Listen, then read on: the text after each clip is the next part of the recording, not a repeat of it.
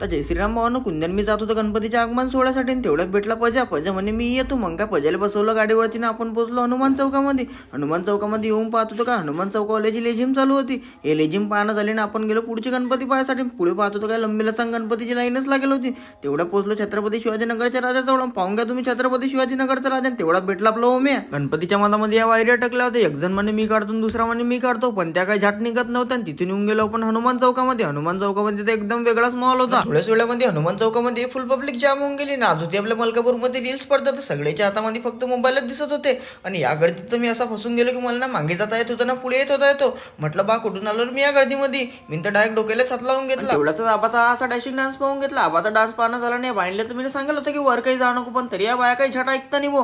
या पब्लिकमध्ये घामाचा लयच वास येत होता. मग काय नाकाले हात लावून असं निघून गेलो समोर. आणि तेवढ्यात हनुमान नगरच्या राजाची ओपनिंग होऊन गेली. आणि या गर्दीमध्ये एवढं गरम होत होतं की म्हटलं आता एक पंखा पाहिजे. तेवढ्याच वरून खरंच एक पंखा येऊन गेला. आणि आपल्या तिच्या तर काय ऐकायचं नावच घेत नव्हता. म्हणे पहिलं प्राईज तर आज मीच घेतो. थोड्याच वेळामध्ये अफजल खान वधाचं हे नाट्य चालू होणार होतं. आणि ते नाट्य तुम्ही आता पाहून घ्या. आओ आओ शिवाजी आओ हमारे गले लग जाओ आओ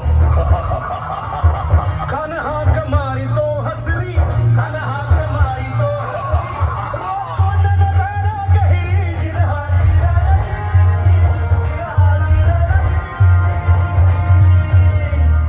खानानं राजाला आलिंगन दिलं आणि दगा केला.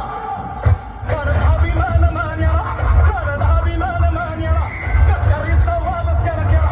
कटकरीचा वाद त्याला केला. खरं खरं आवाज झाला. खरं खरं आवाज झाला. चिलखत होतंय अंगाला. चिलखत होतंय अंगाला. खानाचा वार फुका गेला. खान गडबडला. इतक्यात महाराज झाला. पोटामध्ये विस्फोट केला. पोटामध्ये विस्फोट. वाघेनं खालचा मारा केला.